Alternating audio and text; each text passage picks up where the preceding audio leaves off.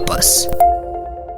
Hello, welcome to Youth of Purpose, the show that is here to inspire you and give you an opportunity as a young person to be able to contribute to your country's development and also transform your lives. I tell you, this show is here to transform you, the young people, Ugandans, but we shall also transform Africa and the whole world, one by one.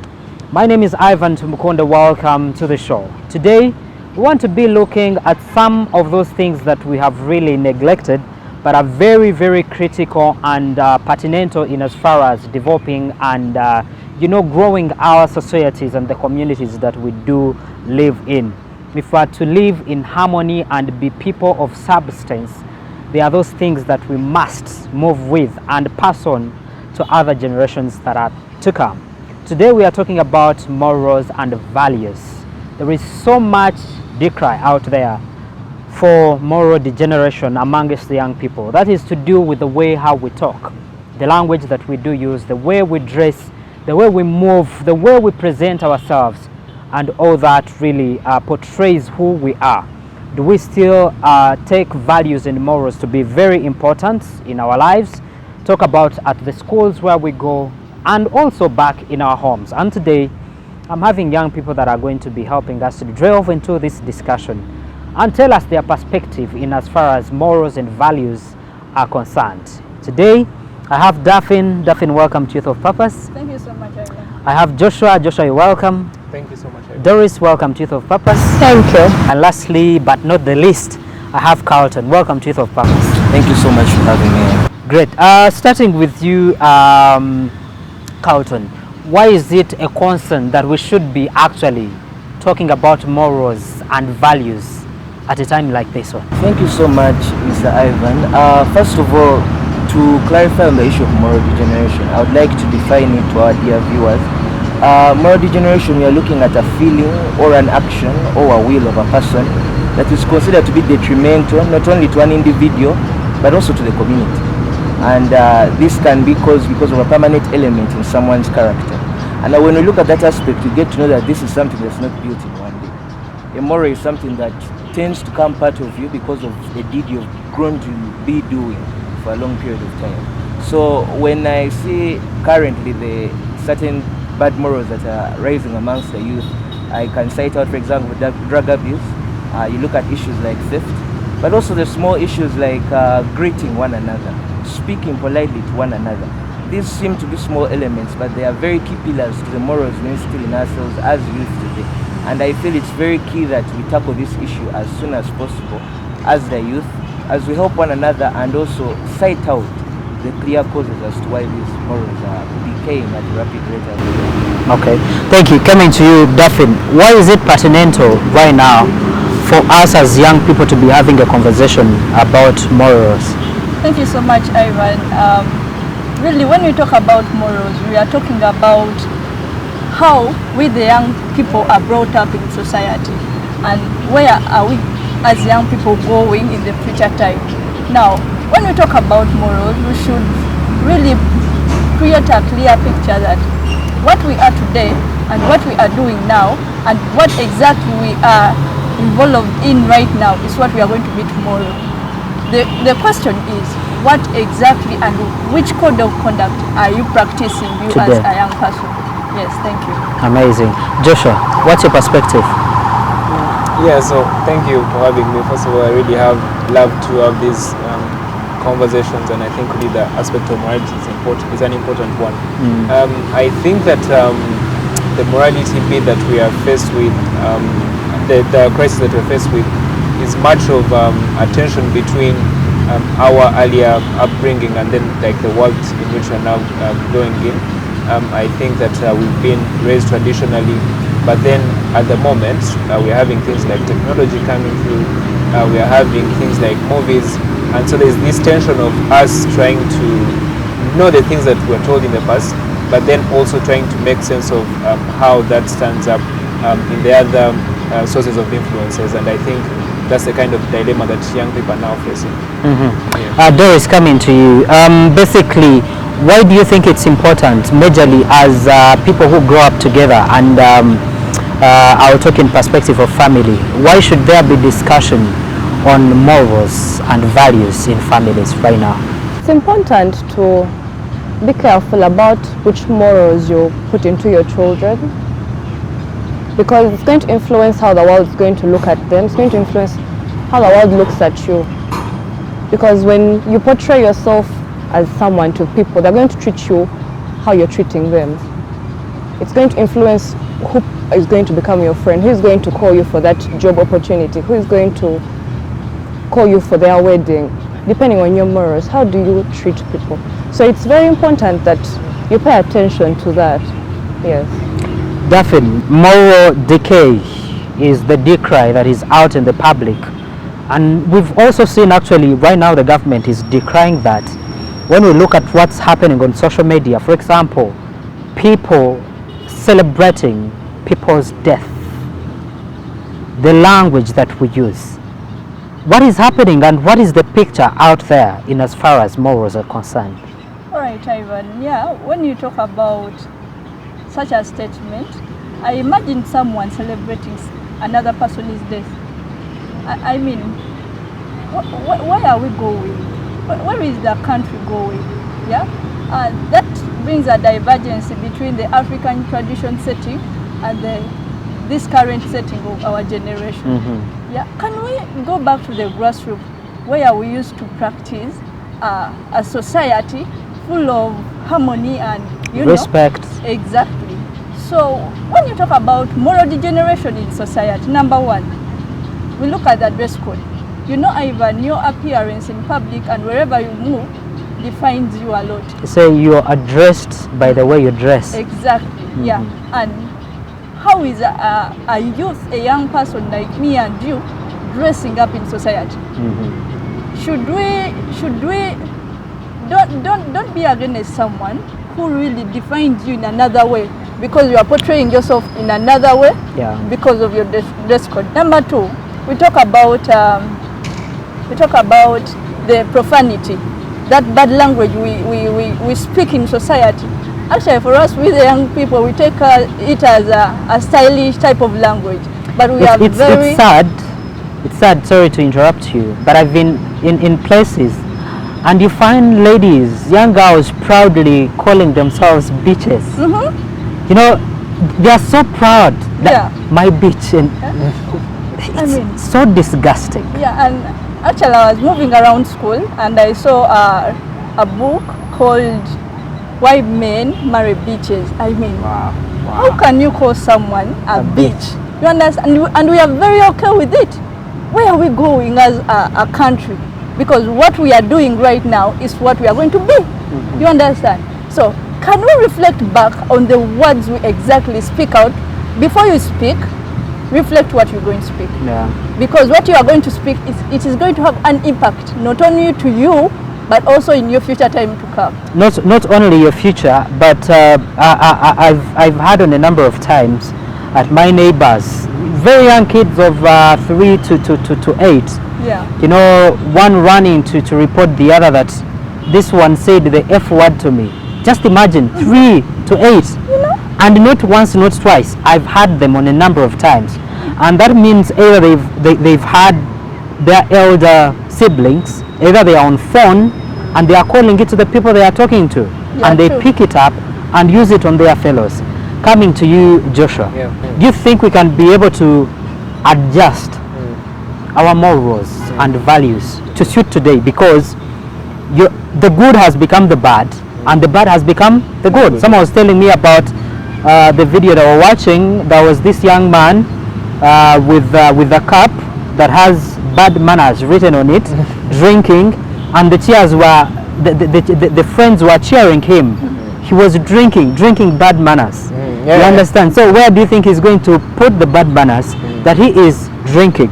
So can we be able to adjust? Because one, as young people, you want to fit in. Yeah. You're in a group of 10 people, but you're the only one who is different. And this mostly in the international schools, for example. You'll find you've just come from your local school and stuff, you join these guys, and in a group or in the whole class, you're the person who is the odd man out. How can we be able to adjust? Or how can we mold the morals with the culture because much of the morals and values that we do have are attached to our culture.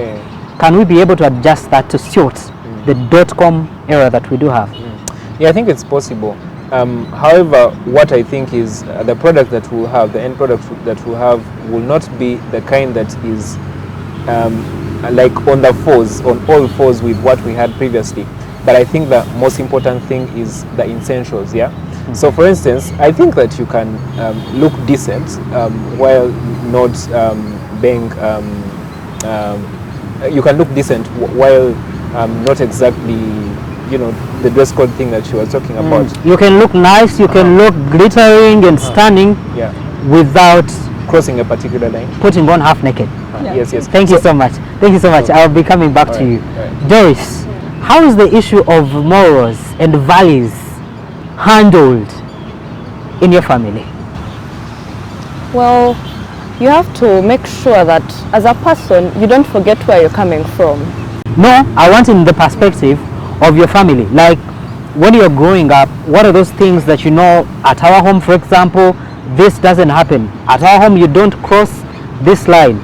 Are there like set rules that you have at home? How do you handle the issue of morals and manners at your home?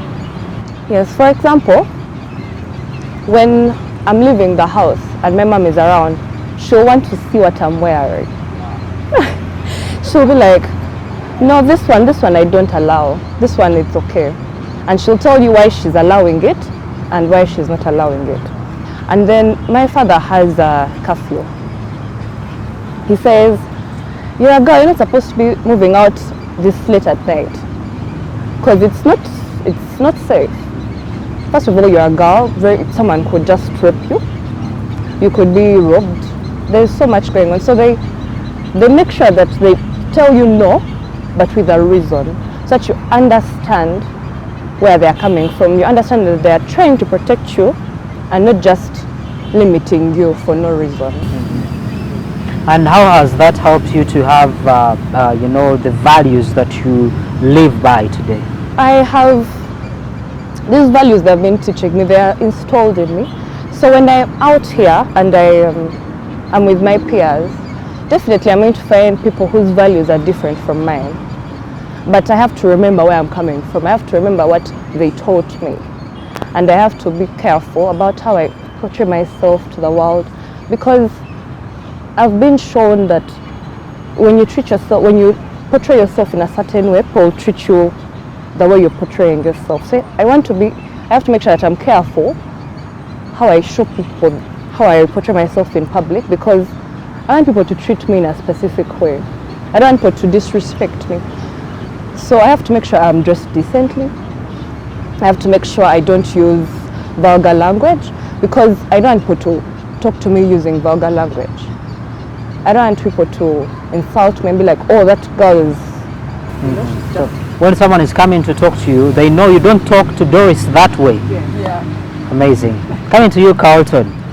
Basically, as we go into a break, why do you think we are going this way? First of all, the people that are complaining there is moral degeneration, majorly they all people saying, you the young people, you know, you no longer have manners, you no longer have what? The young people you're complaining about are coming from your homes. You understand?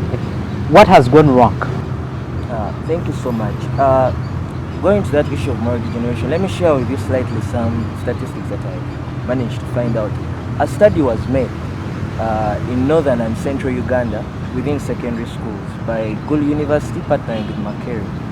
That was between September 2011 to April 2012. And it was found out that 70.1% of the students are using drugs and alcohol in the school. You can imagine such an overwhelming number. And like I told you, this is caused by the moral line of conduct that we keep adjusting day by day. Like I said, they are small things, but they later build to big ones. You talk about greeting and you say, I mean, it's something normal, but then it's something that is building within someone that is going to open them up to other bad habits. So I go back to saying that they used to say traditionally, like he talked about, that it takes a whole village to raise a child. Right now we live in a society where it's for God and my stomach. and the motto says it's for God and my country. What we are leaving our children to be, the children after youth, to be role modeled or mentored by very odd characters in society. Before, someone who was looked at as successful, as morally virtued, was bent to certain principles, but now they are becoming more and more flexible. We are looking at social media influencers, movie actors, drug addicts. These are people society is championing. And as children, these are trends that you're going to keep following because apparently it's what the world is accepting. So I'm calling unto you, our dear elders, that this country and these youth are yours. These are your children, these are your sons and daughters. These people need your guidance. We should not leave them to the wolves to be destroyed by the morals of the world. Because like you said, that's what you cited out, that what is becoming, but what was bad is now good, and what is good is now bad. Samuel, you talk about parents, having that hand in their children. Actually, do they even know? I'm telling you, children are different people at home and different people when they get out there. I've talked to parents and the perspective they have about their daughters, about their sons is that perfect one. But I also sit down to have a conversation with the child and I'm like, oh God. We'll be right back to be able to continue with this conversation. Get onto our social media platforms at Youth of Purpose on Twitter. And you can also get onto my personal handle at I_Tumkondo on Twitter to be able to give us your opinion on today's topic. We are talking morals and values amongst the young people. We'll be right back. Welcome back. You're still watching Youth of Purpose. My name is Ivan Tumkonde. I still have Daphne, Joshua, Doris, and Carlton, and we are discussing moral degeneration amongst the young people. When we went into the break, Carlton was telling us about what he thinks are some of the things that are causing this moral degeneration amongst us. And coming to you, Daphne, to you, what do you think is causing all this moral degeneration? Okay, number one, I'm looking at the poor housing system, where a young person, we say a family is living in one single room. Wow. Yeah, and of course, in that family, we are having people above 18 and the parents too. And also these young people, the kids below maybe 18 years. But guess what? What the parents are doing, the children are watching. Exactly. What the 18-year-old is doing, exactly. The 5-year-old is doing. What I talked about, that they are in one bedroom, the other one is making a call, talking to their 18 fellow, and the 5-year-old is listening. Exactly. Wow. So I really feel like this is what, this very point of action, which is going to be extended to the outside world by this young boy or girl. That is why you find even instances where you find a young boy of 7, he is speaking something you can never imagine of. You understand? And some parents or some people get proud of that the child is acting as a grown-up. At 7, a child is acting like a 14-year-old. And you're proud of that. Exactly. Wow. So I think there is that point, it is a dim point where we need to put our point of emphasis. Even though you are in a single room, can you get the best way? We've seen, most of us, we've not grown up from, those so-called well families. Yes. But how have you brought up that young person you want to see tomorrow? Yes, thank you so much. Okay, thank you. Joshua, what do you think, to your understanding, is the cause of the moral degeneration? Yep, so the causes are many, but I'll just point out one. So I think there's lack of honesty. I think especially on the people that are grooming young people, because especially because of the tension that I talked about. So let me just give an example of religion, for instance. So we go in church and pray, and we are told that, for instance, you're not supposed to have sex until you get married and all those things. But also the truth of the matter is that young people, for instance, given their age, they are going through a lot of things. They're meeting with people of the different sexes and all that. So when you just get a blind cover and just throw it at them, it's very difficult for them to sort of go beyond it, especially if the other side is actually going into the specifics. So if people are interacting with young people of their own and they're telling them, no, those things I told in church, don't worry about them, I've had sex and it's normal, you'll be fine. then they're actually going to go that side because first of all, those things may be aside in church, like in a blanket statement, God says don't do this, and then it stops there.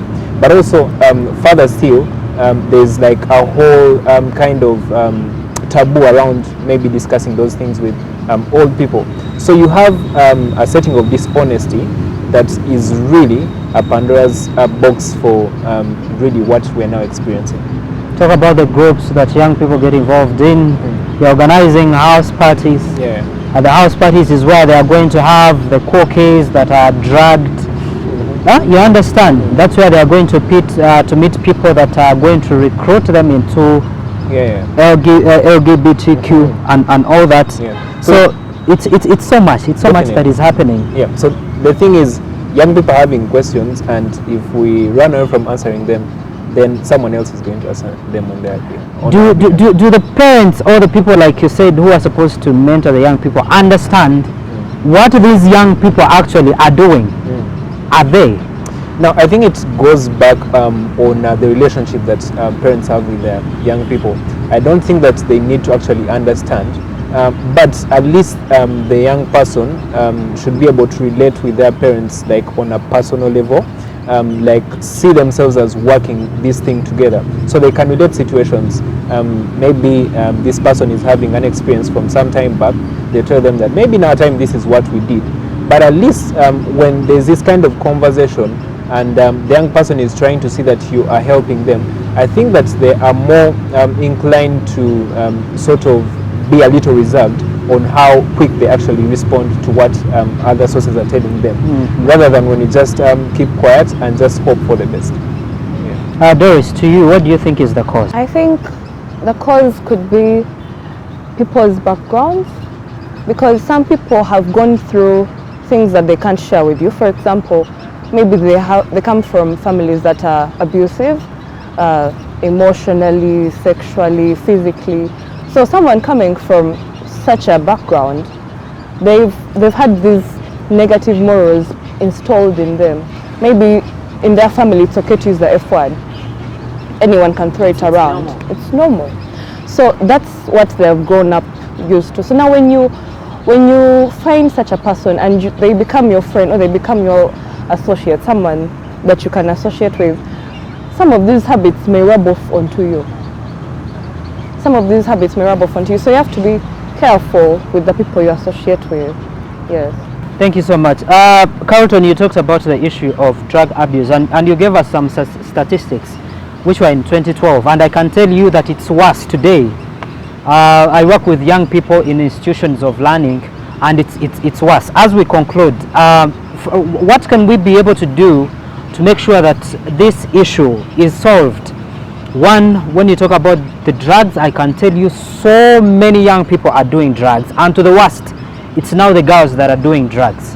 So many of them, they cannot do without the drugs. What can we be able to do to make sure that we bring a solution about this and we stop lamenting, because it's worse? Thank you so much for bringing that up, because I'm more into the business of problem solving than finger pointing. We have an issue at hand. What are we going to do about it? So one of the other issues I think we should address is, I quote it from a saying, an idle mind is the devil's workshop.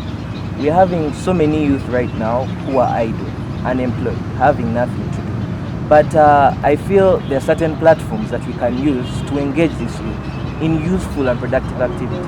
Because this is a time in a life of someone where he has the most energy, brain capacity, still learning, so they can easily be influenced and be highly effective in what they're influenced in, because they have the energy to do it. But what are we engaging the youth of today?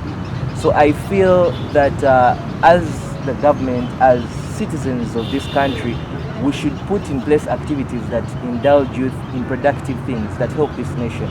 We look at, for example, sports. This is one of the largest employers of youth.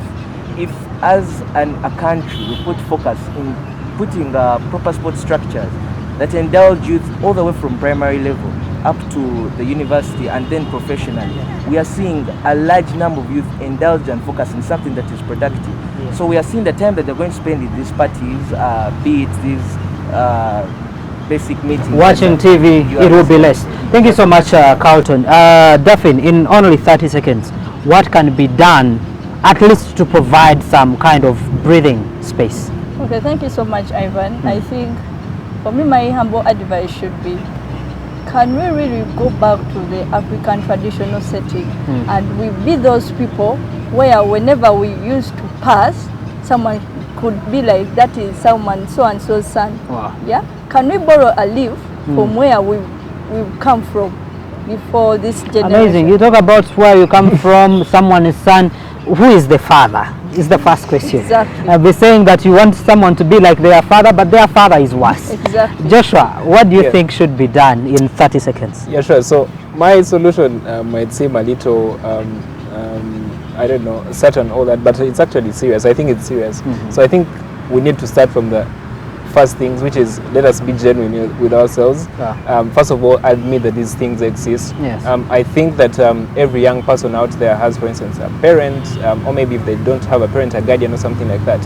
And if they are able to relate on a personal level with those people and agree that these things exist, I think that would be like this very good starting point, and then we can go ahead and, for instance, adapt what Carlton was working. Thank you so much. Doris, what should be done? I think that people should put, for example, parental controls on their devices, the ones they give to their children. Because of recent, you find very young children with devices, tablets, phones.